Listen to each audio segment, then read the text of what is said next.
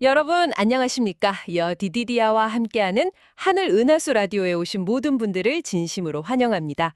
오늘은 하나님이 율법의 불변성이라는 제목으로 이야기를 나누어 보겠습니다.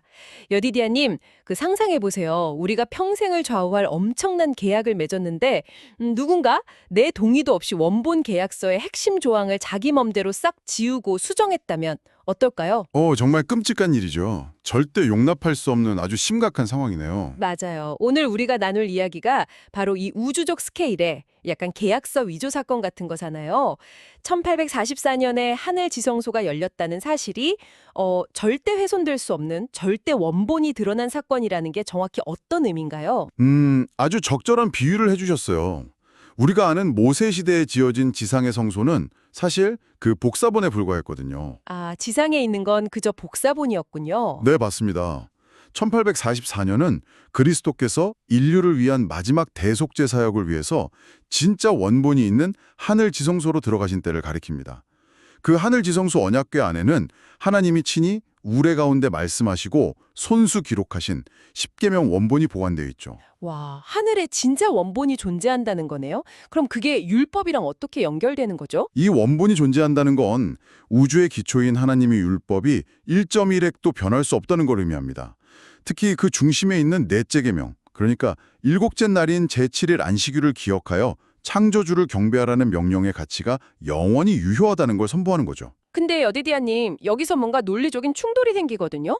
그 하늘의 절대 원본에 안식일이 일곱째 날, 그러니까 토요일이라고 명시되어 있다면, 대체 왜 지금 전 세계 대부분의 기독교인들은 일요일에 예배를 드리고 있는 거죠? 참 예리한 질문이신데요. 흥미롭게도 성경 어디를 찾아봐도 안식일이 일요일로 변경되었다는 근거는 단 한 줄도 없습니다. 단 한 줄도 없다고요? 하나님이 율법을 업데이트하셨다는 기록이 전혀 없는 건가요? 네, 전혀 없습니다. 바로 이 지점이 성경의 예언이 역사적으로 성취된 결정적 순간인데요. 요한계시록 13장과 다니엘서에 등장하는 첫째 짐승, 즉 중세 로마 교회인 법왕권이 고의로 율법을 변개한 겁니다. 아, 우상 숭배를 금지하는 둘째 계명을 빼버리고 넷째 계명을 바꾼 그 사건을 말씀하시는 거군요. 정확합니다. 그들이 안식일을 일요일로 바꾸면서 때와 법을 변개코자 했던 예언을 그대로 성취시킨 거죠. 근데 이게 단순한 요일의 차이가 아닙니다. 그럼요, 뭔가 더 깊은 의미가 있는 건가요? 일요일 준수는 권위의 문제입니다. 천주교 저술가들 스스로도 자신들이 안식일을 일요일로 바꾼 그 사실 자체가 교회가 하나님의 율법을 수정할 수 있는 권세가 있다는 증거라고 내세우거든요. 와, 신성한 원본을 인간의 제도로 덮어버린 거네요. 하나님의 율법을 수정할 권세가 자신들에게 있다고 주장하다니요. 그렇죠. 결국 이것은 우주의 창조주이신 하나님의 권위에 순종할 것인가, 아니면 율법을 임의로 바꾼 사람의 권위에 순종할 것인가를 가르는 거대한 대결입니다. 이 권위의 표가 훗날 강요될 짐승의 표와 직결되는 메커니즘이죠. 정말 거대한 영적 대결이네요. 하지만 솔직히 제가 반론을 하나 제기해 볼게요. 지금 우리가 사는 세상은 중세 시대가 아니잖아요. 막 누구도 일요일에 예배하라고 국가 권력을 동원해서 강요하지는 않거든요.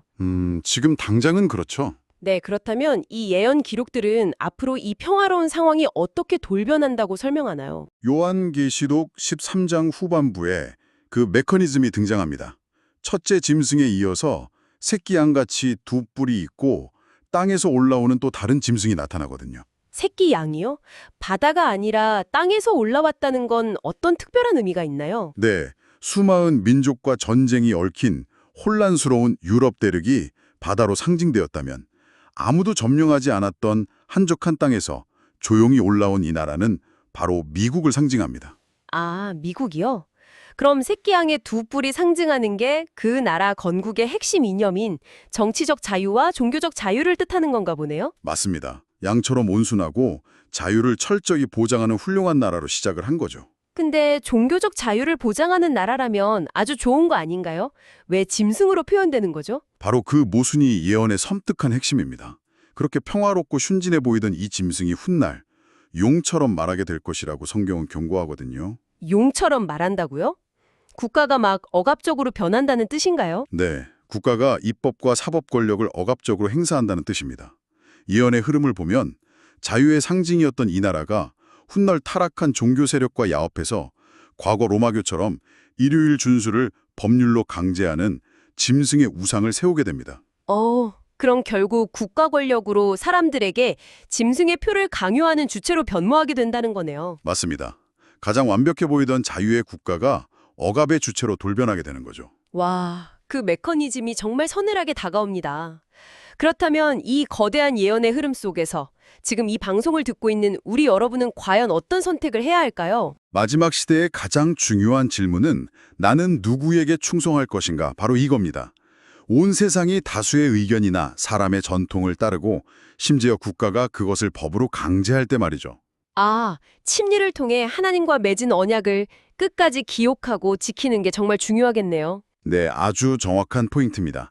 성경은 끝까지 창조주 하나님께 충성하는 사람들을 가리켜 하나님의 계명과 예수 믿음을 지키는 자라고 부릅니다. 하나님의 계명과 예수 믿음을 지키는 자, 여러분도 마음에 꼭 새기셔야겠습니다. 흔들리는 지상의 제도가 아니라 하늘 지성소에 보관된 변치 않는 사랑과 공의의 원본을 마음판에 깊이 새기시길 바랍니다.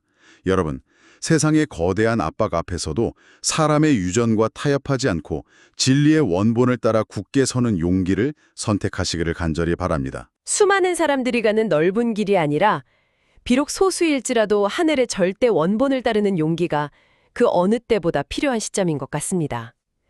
그 원본에 새겨진 창조주의 사랑이 여러분의 가장 든든한 방패가 될 것입니다. 여러분, 오늘의 하늘 은하수 라디오 어떠셨나요? 매일매일 저녁 9시에 더 다양하고 흥미로운 주제로 여러분들을 찾아오도록 하겠습니다. 구독과 좋아요, 알림 설정은 저에게 큰 힘이 됩니다. 내일 다시 만나요. 안녕!